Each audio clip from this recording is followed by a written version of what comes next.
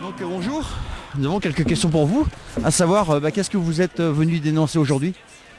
Eh bien, moi, je m'appelle Daniel Roy, je suis un militant indépendantiste pour la souveraineté du Québec. Je suis venu ici pour appuyer les professeurs et les étudiants qui manifestent contre les coupures du gouvernement Couillard en éducation.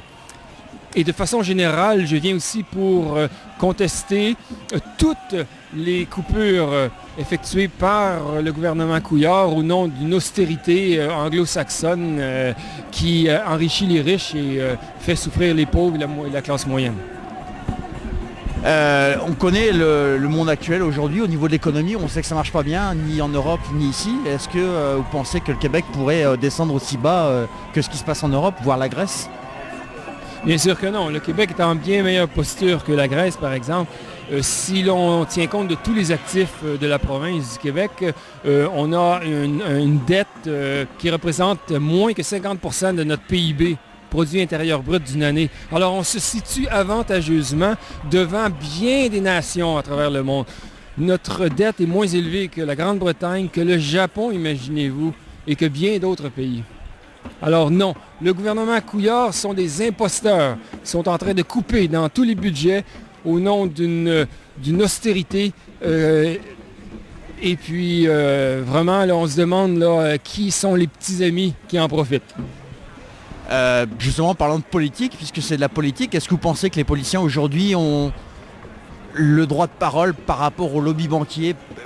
Pensez-vous pas que derrière toute la politique, il y a la banque? Il y a les lobbies banquiers et tout ce qui va avec. Bien sûr, bien sûr. Nous savons très bien qu'une personne très riche au Québec, M. Desmarais, a fait élire bien des premiers ministres au Québec, des premiers ministres fédéralistes, bien sûr.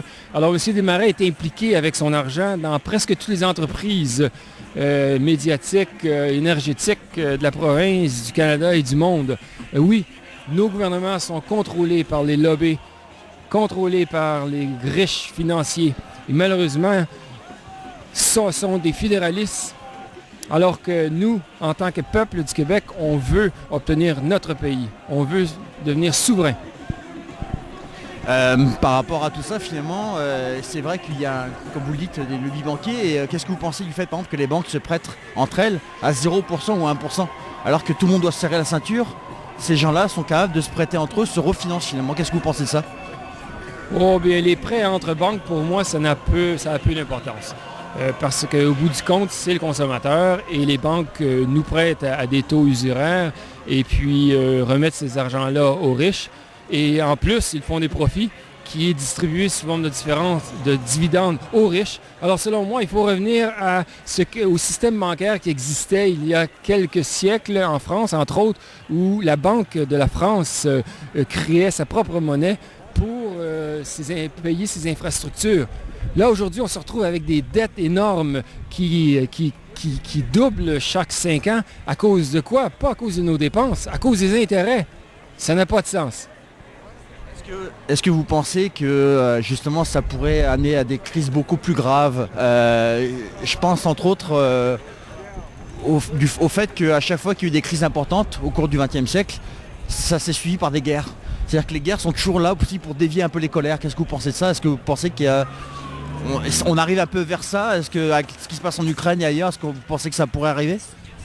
Non, du tout. Aujourd'hui, nous avons des démocraties installées dans presque tous les pays. Regardez en Espagne, ils ont réussi à élire un gouvernement contre l'austérité, qui est même prêt à faire annuler la dette envers l'Allemagne. Alors tout ça se fait démocratiquement, sans guerre. Et au Québec, on n'y échappe pas. Nous sommes une démocratie. Alors non, je n'ai pas peur qu'il y ait une guerre. Là, la guerre qui me fait peur, là, c'est présentement les actes terroristes commis au nom de l'islam. Ça me fait peur. Et c'est ça plutôt qui va créer une guerre, selon moi. Vous savez que le terrorisme est financé par l'Amérique du Nord, par le Qatar et ses alliés? Vous êtes au courant de ça? Le Qatar? Oui. Le terrorisme. Je ne vais pas entrer trop dans les détails parce que même si j'en connais un peu, je suis loin d'être un expert. Alors, on manifeste, c'est tout? Dernière question? Dernière question pour vous. Qu'est-ce que vous préconisez pour le Québec? Est-ce que vous pensez qu'on va trouver une solution à tout ça? Oui, bien sûr. Avec la grogne, nous allons faire reculer le gouvernement Couillard et peut-être même forcer de nouvelles élections. Et d'une façon ou d'une autre, au plus tard, dans 3 ans, il y aura des nouvelles élections. Et PKP, Pierre-Carl Péladeau, sera probablement élu chef du Parti québécois et ensuite premier ministre du Québec et ensuite président de la République du Québec. Merci. Alors, j'essaie d'être un petit peu original, là, parce que les fois, c'est un peu classique, les pancartes.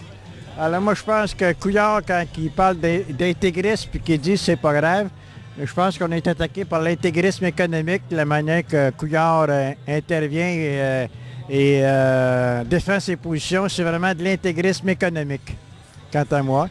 Et l'autre côté de la pancarte, ben, il y a déjà un qui l'a sorti, mais je le trouvais très bonne, je l'ai repris. C'est finalement, le gouvernement Couillard ressemble de plus en plus en termes de politique, l'appliqué au Québec, au gouvernement Harper. C'est deux frères jumeaux en termes de politique et en termes d'attitude. C'est le moins qu'on puisse dire. La situation est en train de dégringoler de plus en plus. Est-ce que vous pensez qu'on pourrait avoir une situation de non-retour, un peu comme ce qui se passe en Europe, en Grèce en particulier? Est-ce que vous voyez le Québec tomber aussi bas que ça? Moi, ça m'inquiète. J'espère que les Québécois vont réagir en prenant moins de temps que les Grecs pour réagir, parce que d'ici quelques années, surtout si Harper est réélu, on ne reconnaîtrait plus la société, on ne reconnaîtrait plus le Québec. En termes de politique, vous parliez justement de la rarépisation du Québec. Est-ce que vous pensez que les politiques aujourd'hui sont impuissants face justement aux mesures d'austérité qu'ils doivent prendre? Est-ce qu'ils répondent selon vous à des lobbies banquiers ou à la banque tout simplement? Des partis d'opposition? Oui. Ben, à part peut-être de Québec solidaire et encore, là, veut dire, c'est facile de critiquer quand on se limite dans ce dossier-là, dans ce contexte-là. Mais effectivement, veut dire, en tout cas, surtout quand tu compares Parti québécois et Parti libéral, c'est assez amusant de voir qu'un à l'opposition dénonce ce qu'il faisait quand il était au pouvoir. Veut dire, c'est ridicule. C'est assez ridicule. Une autre petite question. Qu'est-ce que vous préconisez pour le Québec? Est-ce que vous pensez qu'il y a des moyens de faire autrement que de passer par des mesures où on coupe dans l'essentiel? Ben, je pense qu'il y a des millions de solutions. Je veux dire, actuellement, les partis, que ce soit le PQ ou le Parti libéral, puis les partis de Harper, puis tout ça, ce qu'ils mettent de l'avant tout le temps, c'est finalement, c'est réduire l'État, appauvrir la classe moyenne et les plus pauvres encore, et puis finalement, permettre aux plus riches de continuer à s'enrichir. Le fameux 1%, ils sont au service du fameux 1%. C'est très clair. Est-ce que vous restez optimiste malgré tout? Pensez qu'on arrivera à trouver une solution? Moi, je pense que, surtout quand je me rappelle de la lutte qu'ont menée les étudiants, j'ai espoir qu'on ait vraiment un printemps chaud. Alors que ça n'a pas l'air beaucoup, il y a beaucoup de chaleur aujourd'hui, mais l'avenir est à la chaleur. Je vous remercie beaucoup. Merci, bonne journée.